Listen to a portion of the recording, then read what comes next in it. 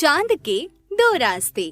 एक गांव में रश्मि अपने माता पिता के साथ रहती थी। उसके पिता शहर की एक फैक्ट्री में काम करते थे, वहीं उसकी माँ कपड़े सिलती थी। जैसे तैसे उनके घर का गुजारा हो रहा था। रश्मि बहुत ही समझदार और होशियार लड़की थी। उसी के पड़ोस में सुमन नाम की एक लड़की रहती थी। उसके पिता एक बहुत बड़े बिजनेसमैन थे। उसके घर में किसी भी प्रकार की कोई कमी नहीं थी, लेकिन सुमन बहुत ही चालाक लड़की थी। वो आवारा बच्चों की तरह घूमती रहती थी। उसका पढ़ने में बिल्कुल भी मन नहीं लगता था और अपनी माँ से पैसे लेकर ढेर सारी शॉपिंग करती रहती थी। दोनों लड़कियाँ एक ही स्कूल में पढ़ती थी। रश्मि हर रोज स्कूल जाती थी और मन लगाकर पढ़ाई करती थी, लेकिन दूसरी तरफ सुमन कभी कभी स्कूल जाती थी और कभी कभी स्कूल के नाम पर ऐसे ही घर से बाहर निकल जाती थी और दोस्तों के साथ पार्टीज में चली जाती थी और स्कूल के समय पर ही वापस घर आती थी।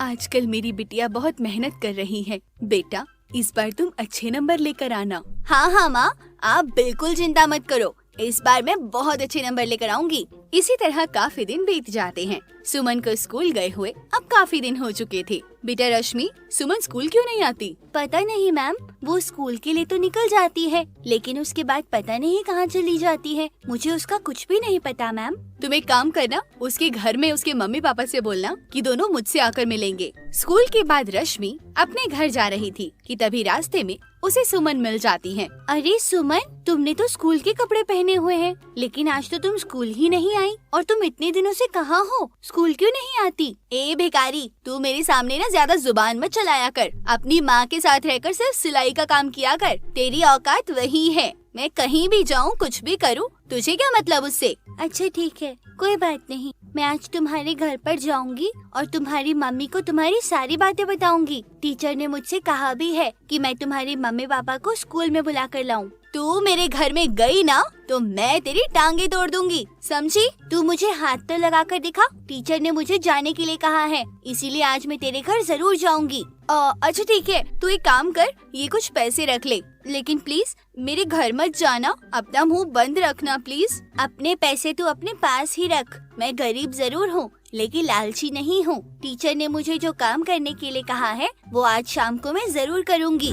उसके बाद रश्मि सुमन के घर चली जाती है और उसकी माँ को सारी बातें बताती है। सुमन, मैं ये क्या सुन रही हूँ? क्या रश्मि सच बोल रही है? नहीं माँ, ये लड़की बहुत झूठ बोलती है। ऐसा कुछ भी नहीं है माँ, मैं रोज स्कूल जाती हूँ। पता है, ये मुझसे 1000 रुपए मांग रही थी। मैंने कहा कि मैं तुझे 1 रुपया नहीं देने वाली, तो बस उसी बात का मुझसे बदला ले रही है। इसकी बातों पर बिल्कुल यकीन मत करो माँ। सुन लड़की, मैं तेरी टांगे तोड़ दूंगी अगर मेरी बेटी के ऊपर ऐसा घटिया इल्जाम लगाया तो। नहीं नहीं आंटी, मैं सच बोल रही हूँ। आप चाहो तो टीचर से बात कर सकते हो, आप उनसे खुद ही पूछ लीजिएगा। उसके बाद सुमन की माँ सुमन की टीचर को फोन करती है और उसकी टीचर सुमन की माँ को सारी बातें बता देती है। ये सुनकर सुमन बहुत डर जाती है। नालायक, बदतमीज, तू मुझे इतनी दिनों से पागल बना रही थी। रुक, मैं तुझे अभी बताती हूँ। उसके बाद सुमन की माँ सुमन की बहुत पिटाई करती है। सुमन की पिटाई होते देख रश्मि वहाँ से चुपचाप चली जाती है और सुमन अपने कमरे में जाकर रोने लगती है।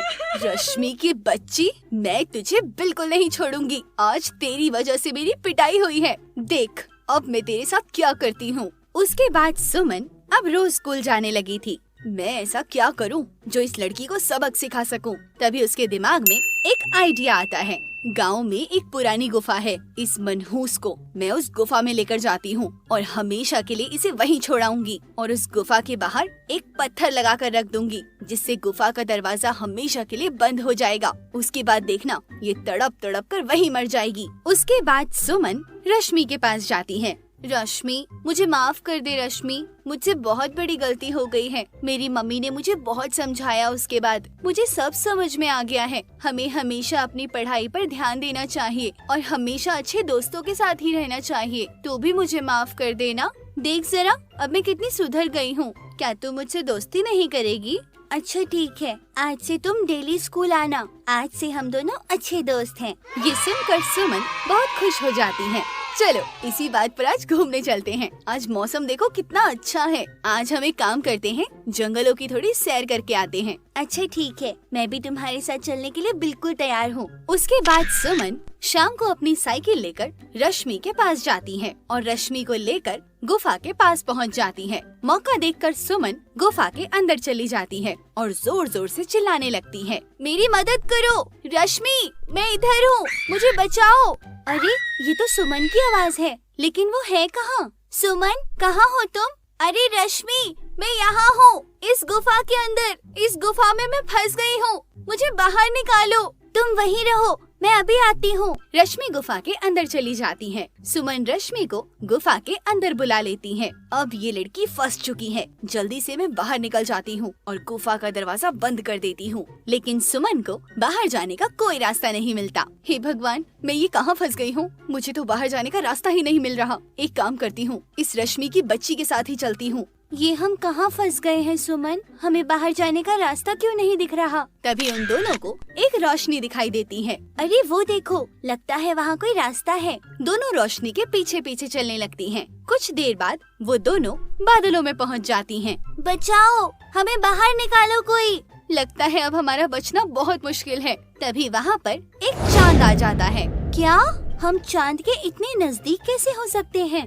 तुम दोनों एक खुफिया रास्ते से मेरे पास पहुंच गई हो। वो गुफा का रास्ता सीधा मेरे पास पहुंचता है। मैं यहाँ पर तुम दोनों की चीख सुनकर आया हूँ। बताओ मैं तुम्हारी क्या मदद करूँ? चंदा मामा, हम रास्ता भटक गए हैं, आप हमें हमारे घर भेजने में हमारी मदद करो। बेटी, तुम्हारे घर जाने के दो रास्ते हैं। एक रास्ता तुम्हें सही सलामत तुम्हारे घर पहुंचा देगा और दूसरा रास्ता तुम्हें धन दौलत की गुफा में ले जाएगा। अब तुम बताओ बेटी, तुम्हें कौन से रास्ते पर जाना है? मुझे पैसे के पास नहीं जाना, मुझे मेरे मम्मी पापा के पास जाना है। अरे मेरी माँ तो मेरी बहुत पिटाई करती है, हमेशा डांटती ही रहती है मुझे, इसीलिए मुझे अपने घर बाद में जाना है। पहले मुझे धन दौलत वाले रास्ते पर जाना है, उसके बाद मुझे किसी के भी सामने हाथ फैलाने की जरूरत ही नहीं पड़ेगी। फिर देखना, मैं सबको सबक सिखाऊंगी। तभी वहाँ पर सोने और चांदी के दो जादुई रास्ते प्रकट हो जाते हैं। रश्मि खुशी खुशी चांदी वाले रास्ते पर चल देती है और सीधा